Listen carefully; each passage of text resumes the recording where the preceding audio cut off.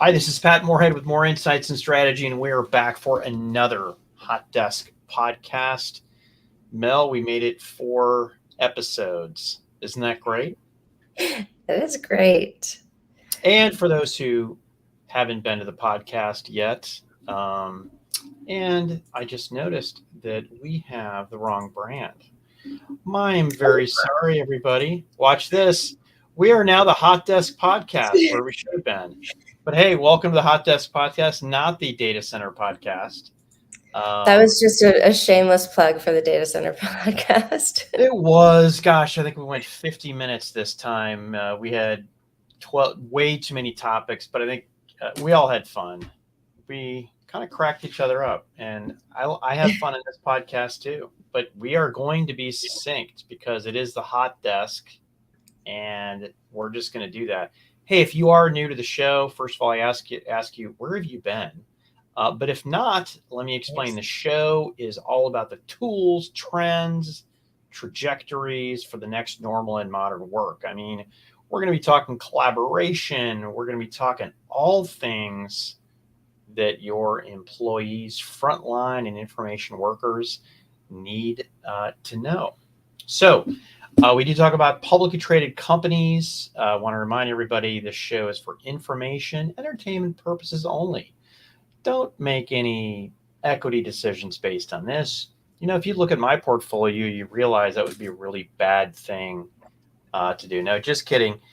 Get professional advice. So, hey, let's jump in. We've got a great show for you. We're going to be talking Cisco, Google, green hushing, and the reality, hot or not, augmented reality. So, hey, let's jump in. Webex, I mean, heck, you were in Oslo. I saw almost no pictures, which I'm really sad. I wanted to see icebergs and polar bears and all of that stuff. But I know this topic has nothing to do with that. But anyways, a little jealous. It has a little bit to do with that, but one of the things. So first of all, that trip was amazing. It was such a whirlwind. I got there on Sunday. I left on Wednesday.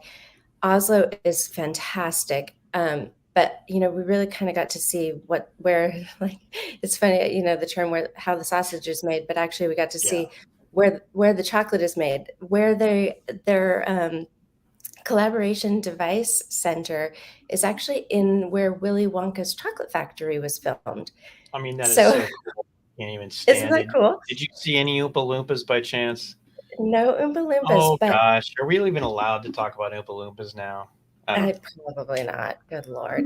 Yeah. But did get to see some really cool stuff. Got to see how they test products. Got to drop some products. Got to see where they go into sound rooms and how everything is tested. I mean, some really cool stuff. I don't want to give too much away because I'm going to do a big write-up on the whole thing. Awesome. But where this whole Webex gets into showbiz with the Tribeca Film Festival, I wanted to talk about this because I think one of the things, like, Webex has so much going for it, except for the brand. And I think when you think about Webex, it's it has like all of the things that you want from the Cisco standpoint. You've got the security, you've got they're certified for everything, for government, for all of the, from an enterprise standpoint, everything you need, right? And now they've got partnerships with Microsoft, and so all of that is great from an enterprise perspective. But then they're competing with a brand as a verb, right? You have Zoom, and so you don't think of Webex as like, wow, this is something I really connect to personally. This isn't somewhere I feel like I'm going to connect with my friends, my family. And so I think this is really fantastic that they're doing stuff like this. I mean, you already have Webex in your car and things like that. So that's giving people a place to connect, to do business on the road. But now they're bringing stories to people. So if you're taking a break at work, if you're working late, you can now like watch a film, you can do other things. It's like you can, you're basically, streaming things to people in places where they already are. So I just think this is a smart move for them because it just connects the brand to things that people care about beyond, hybrid work is it's important to see what people care about, right? Because hybrid work has made it possible for people to work at times that make sense for them. It's no longer always 9 to 5, right? I mean, we all know this.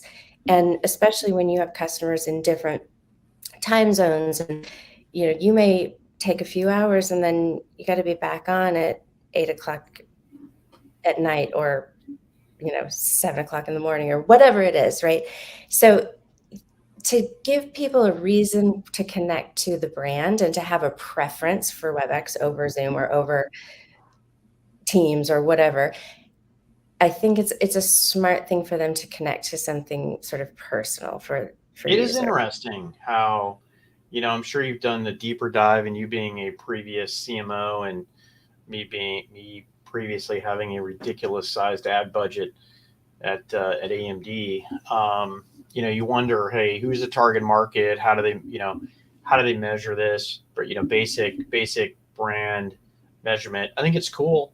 I'm always impressed when I turn on CNN or something and I see the WebEx logo of them connecting over that. I think that's super.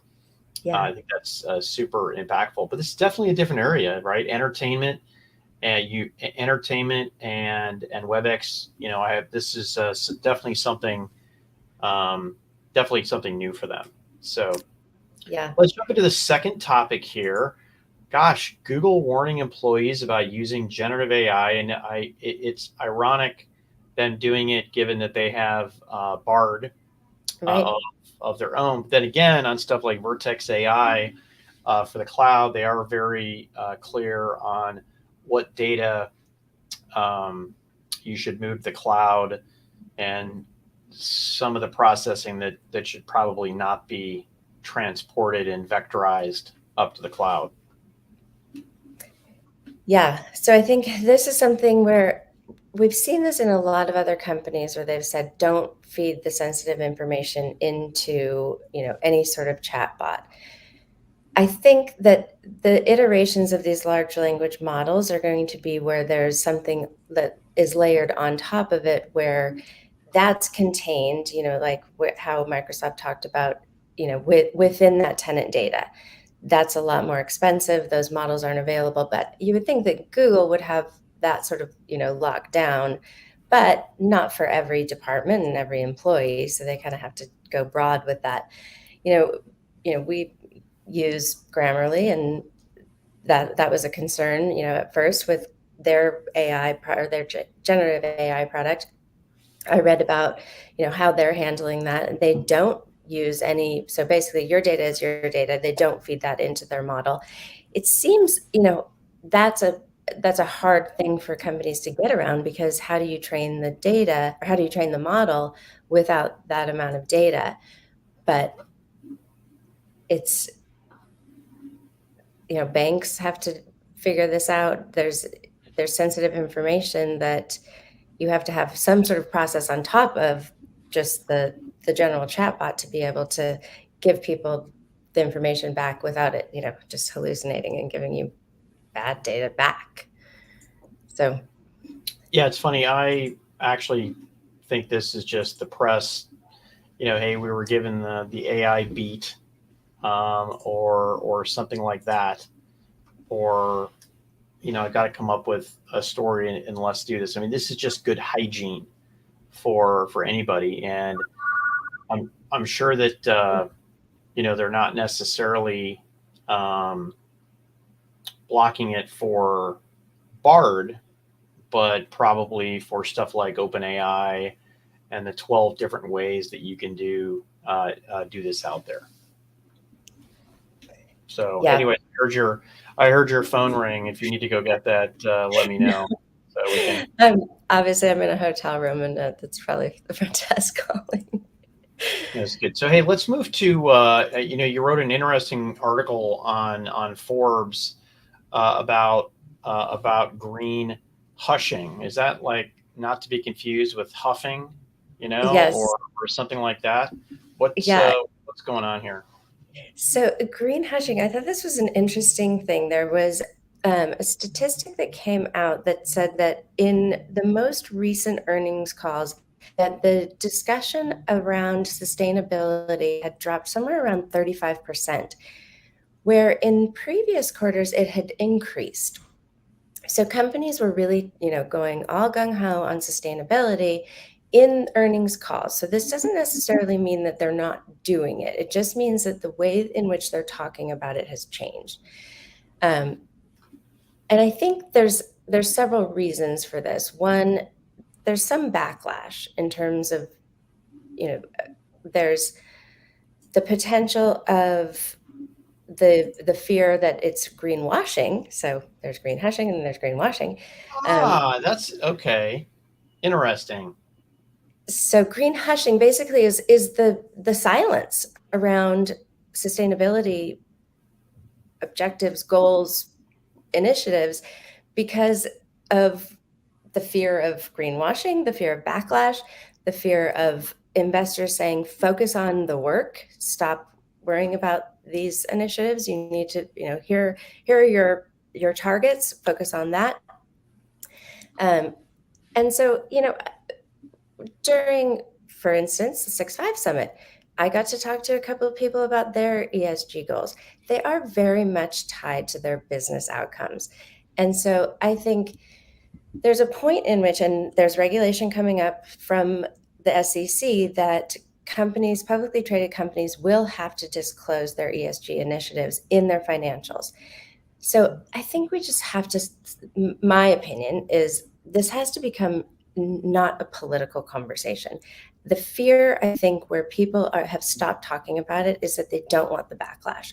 They don't want people, taking a political stance on this. So it just has to become, if there's regulation around it and you say you just need to report these things, come at it from a business perspective, keep the politics out of it. It's hard to kind of wrap my head around, anyone's head around, like, regulate it to keep the politics out of it.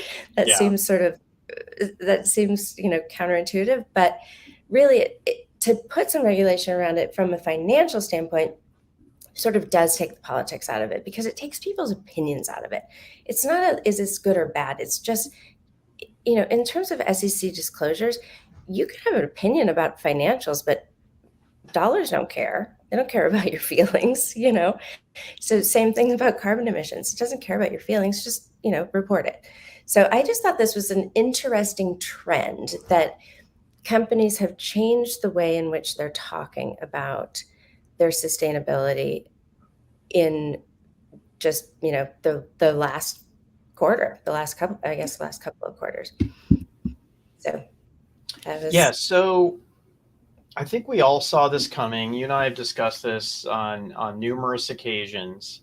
And, whenever anything, heck, like generative AI, when anything spikes, right, there's going to be backlash, there's going to be discussion about that. And I think a lot of people thought that was very healthy discussions that we were having about generative AI. I actually think these are very healthy discussions too. I think we've seen, particularly on the environmental side, what has happened when people made dictates and didn't really fully comprehend the downstream effects, kind of like, Europe locking itself to Russia for natural gas, and giving Russia an economic weapon to use against them. Countries like Sri Lanka that get, a 98% ESG score, and then they get a coup because they can't grow enough food, right? So I think these are very healthy types of things. And I think I haven't seen a single statistic that says we have nearly enough power to even power 50% of cars if they were electric as well. And by the way, China has decided to cut off the U.S. of two key minerals it takes to make semiconductors. And do you know where most of the minerals to make EV batteries come from? Either China or what is regarded to as slave labor in the middle of Africa, right? So, thinking through this is probably a good thing. I think where this got sideways, and you probably also saw that the House Republicans sent BlackRock, Vanguard, and others on them kind of mixing ESG with stock picks, right? Right. So yeah, I mean, we kind of all knew that it would happen, and we first saw the social aspects being pulled back. There were some groups that people gave a lot of money to that uh, you know, ended up getting indicted. That the money wasn't actually used to be helping those people, and that's the first pull off. And now the environmental part of it is the second shoe to drop. And we haven't seen the G in governance. Nobody was really ever debating that. But the E and the S in the ESG. And by the way, you're just such a clever person and a clever writer. And I have to point out your ESG in your Forbes article. But anyways, check that out in the show notes. It's a really good article. So let's finish up this podcast by talking hot or not augmented reality in modern work. I mean, so wait a second. Didn't augmented reality die when Meta oh no, Apple brought theirs out, and now we're talking about it all again. Now we're back to it. Yeah. Well, it's funny. I just thought this was something that my kids put on their head, and I've got something knocking at the door. Yeah. I just thought this was something my kids put on their head to play a video game. But Right. we have an analyst who specializes in this, Anshul Sag, and he is this is his thing, and he is great at this, and he helped. We wrote a Forbes article together on this, but and that's definitely his thing when it comes to all of the other use cases. But I thought it was interesting that a use case where it's actually helping to train people to onboard for work situations, to actually put them into a virtual situation where, say, construction or a hospital or a pick and pack situation, where rather than put them in that actual environment, they put on the glasses or even an overlay on a smartphone or a tablet. And it's a safer environment and a less expensive environment for them to learn the environment that they're going to be in. That picture that you just scrolled by, that's a really interesting use case from Lenovo, where these glasses, somebody can put them on and they can create this environment where they have these multiple screens that only they can see. So imagine you're a banker or a trader, and you need all of the screens where you need privacy, but you are working remotely, or you're at home and you don't have the room for all of these screens. You can see that. I personally don't want to wear something like that. So I could see using it for a training or something like that. But I think it's gaining a lot of popularity. I see a lot of device makers working on it. Actually, when I was in Oslo, Cisco is working on one that they have in beta. And people are using it. So I'm going to give it I'm not going to give it a hot, I'm going to give it a warm. I think younger people, I'm too old for this. Spoken like a true analyst, like I'm playing both sides. By the way, I think that's smart, very smart, right? We talked about tablet PCs for about 25 years until they actually became a reality with with the iPad. Machine learning and original algorithms were back from the 1960s, and we've been talking about quantum computing since the 1950s. So I actually don't think it's going to take 30 years for this to move forward, even mainstream. But I do think that the size of the technology needs to be like a normal pair of glasses. Apple really leaned into the multiple screen information worker use case during its event, which again, nothing new. but I think pulling it off and the way that they're pulling it off, I mean, the price is $3,000. You get 2 hours battery life. Yeah. And we're going to see. And I've seen some really, I think you rattled some of them off. McDonald's has been using this as a test case for its fryers and cooking for a while. Construction equipment.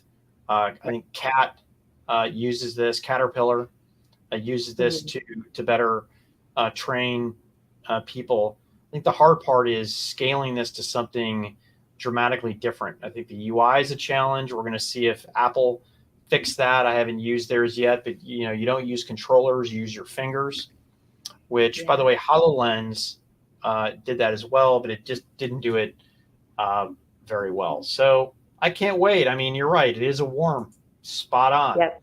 It's not dead, and it's not hot, and it's not. It's kind of in between. It's right there in between.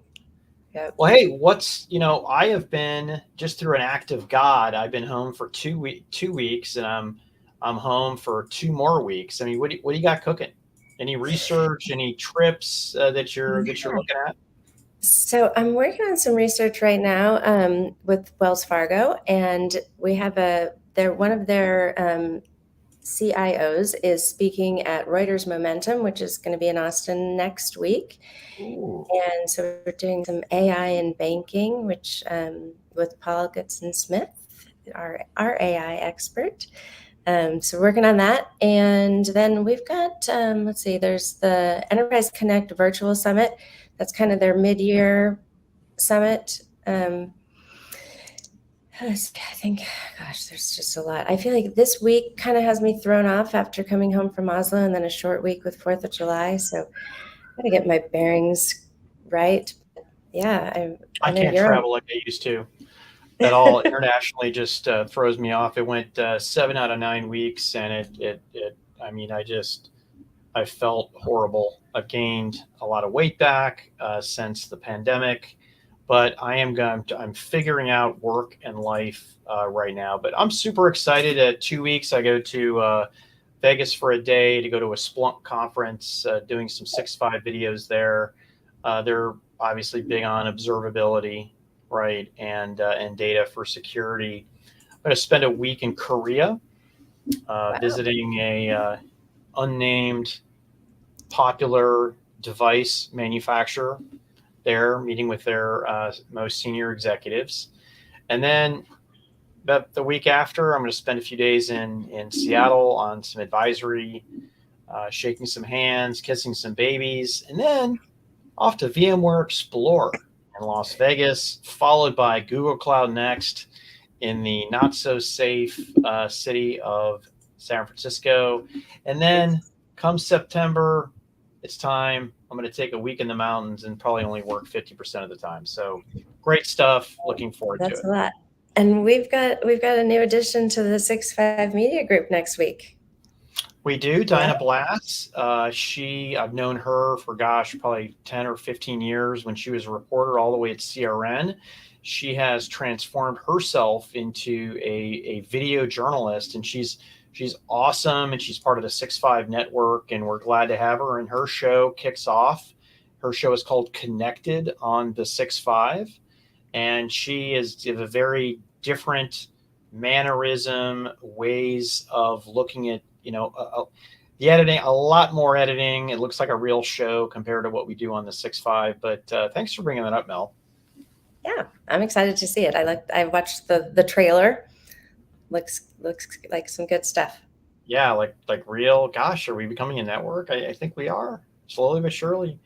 And God knows we need some more diversity. Dan and I, old white men. So we're going to amp that up there. Anyways, hey, thanks for coming in, Mel. We made it 4 episodes. Hang in there. Wow. Mel and I love to have feedback on the show. Hit us up on social media. Both of us spend way too much time on there, but hit that subscribe button. If you like what you heard, tell your friends, family, dogs, whoever wants to hear about the latest and greatest analysis in modern work. Take care. Thanks so much.